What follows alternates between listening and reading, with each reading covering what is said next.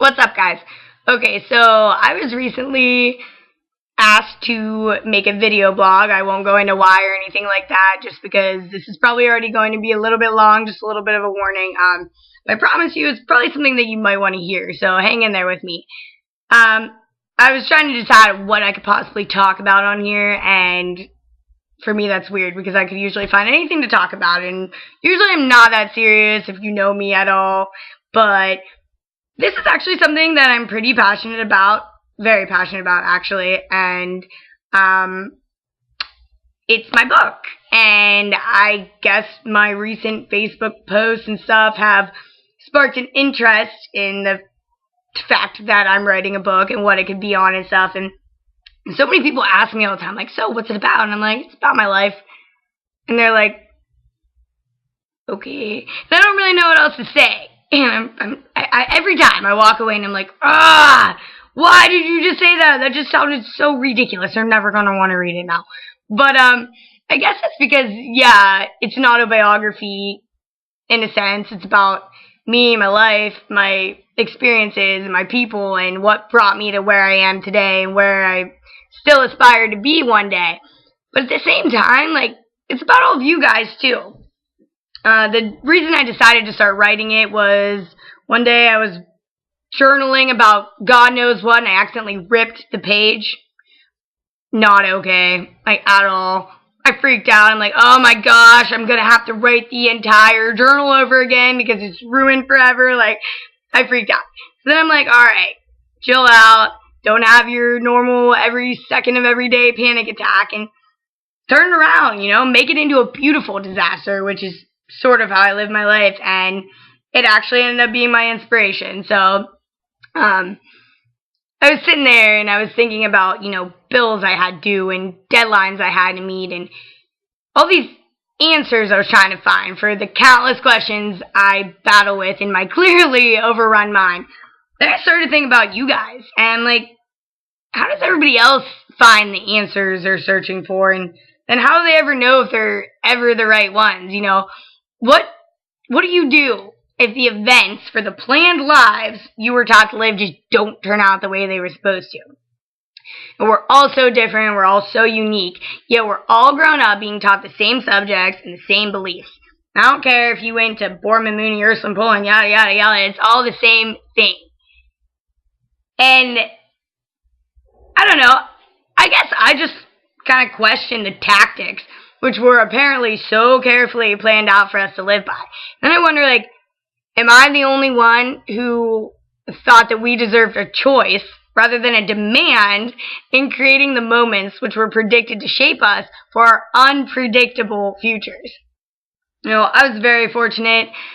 I was raised by two hardworking, loving, amazing, devoted parents, and you know, they did everything and anything in their power to shape my sister and I into being two well-rounded, ethical, respectful young ladies.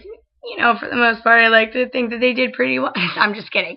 But at the same time, I think about, like, sorry, my cat. Like, what would they think about the things that we hide from them, you know, or worse, the things that we hide from ourselves? In grade school, in high school, even now, I always think to myself, like, I am meant for so much more than this. Every night, I would toss and turn, fighting with my head and my heart, just yelling at them to shut up, you know, so I can go to bed already.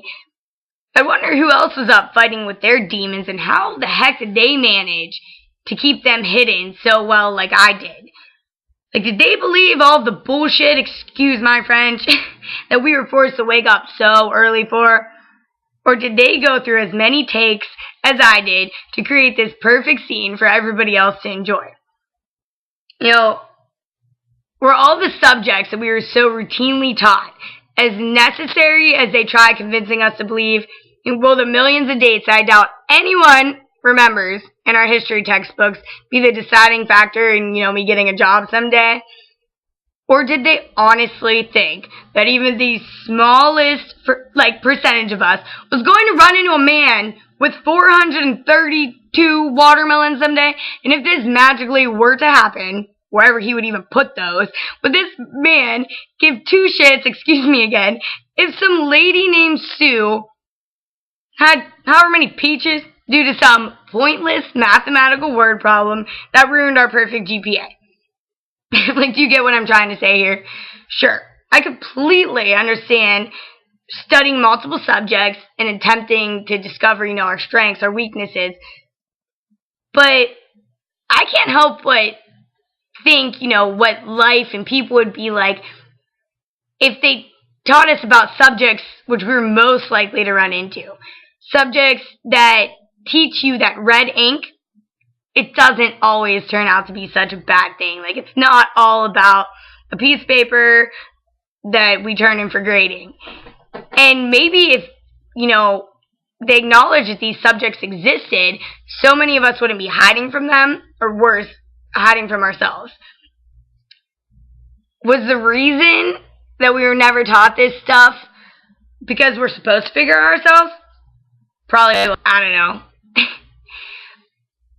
Or, was it because our instructors, our parents, guardians didn't want us to know that they didn't have the answers to the hardships or the struggles that life throws at us any more than we did?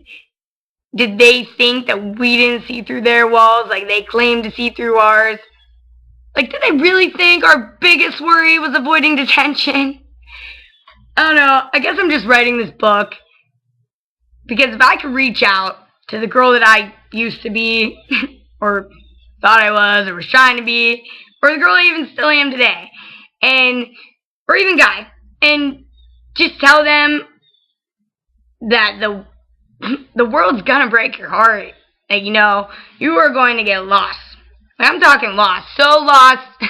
I don't know. Maybe that's just me from experience. Could be. But so lost more times than you can count. And sometimes in those situations, you're going to want to give up. You're going to want to throw in the towel, hoggo, don't care, over it, done with it. But you can't. There is always, always, always, always, and I stress that for a reason, going to be an exit within your reach. You just can't ever stop looking for it. There's no choice, really. Life doesn't stop. No one's going to come and save you. They're not. At the end of the day, you can only save yourself. And I don't want them to wait for a catastrophe to happen to realize it like I did.